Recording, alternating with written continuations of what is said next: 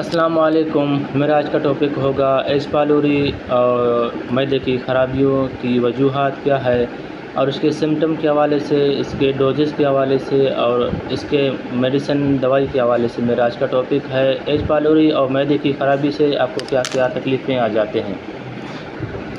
معدے کی خرابی کی وجہ سے آپ کو کیا کیا تکلیفیں آ جاتے ہیں، کیا کیا امراض آپ کو اٹیک کر پائیں گے، تو ان کو سمجھنے کے لیے آپ میرے اس ویڈیو کو آخر تک دیکھیں اور اعظم میڈیکل یوٹیوب چینل کو سبسکرائبر کریں، کیونکہ میں ہر روز نئے اچھے انفارمیشن کے بارے میں، ڈائگنوسز، میڈیسنز کے حوالے سے آپ کو ویڈیوز اپلوڈ کرتا ہوں۔ ایچ پائلوری دراصل معدے کے السر کو کہا جاتا ہے، معدے کے زخم کو کہا جاتا ہے، اور معدے کی خرابی کی وجہ سے آج کل پاکستان میں تقریباً 50% سے زیادہ مرد اور عورت کو معدے کی تکلیف ہو جاتی ہے، اور زیادہ سے زیادہ 40 سال کے بعد یہ امراض دیکھنے کو زیادہ ملتا ہے۔ اس کا وجہ یہ ہے کہ گندے پانی اور گندے خوراک کی وجہ سے، فوڈ پوائزنس والے خوراک کی وجہ سے، جیسا کہ دیہاتوں میں، پہاڑی علاقوں میں، یا تو پھر شہروں میں، کراچی کے بڑے بڑے شہروں میں رات کو کھانا فریج میں رکھتے ہی رات کو بجلی چلا جائے اور وہ خوراک جو ہے نا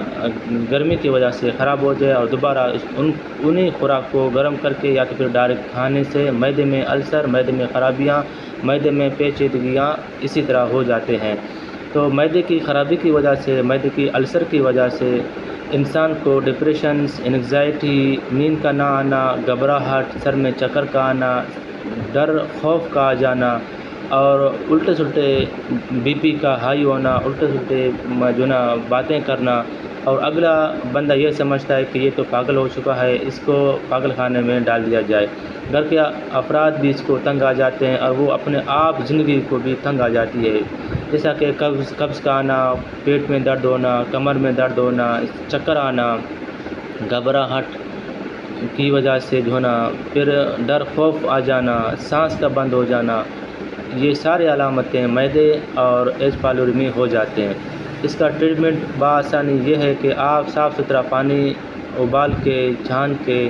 اپنے گولر میں ڈال کے پی لیں، اور صاف ستھرے خوراکیں، سبزیاں کھائیں، اور مزید معلومات کے لیے آپ اپنے قریبی فیملی ڈاکٹر سے مشورہ کریں، آپ کو ٹیسٹ کریں گے اور آپ کا علاج بآسانی سے ہو پائے گا۔ مزید معلومات کے لیے آپ مجھے کمنٹس کر سکتے ہیں، میں کمنٹ پہ آپ کو جلد سے جلد جواب دے دوں گا۔ شکریہ، اپنا خیال رکھیے گا، اللہ حافظ۔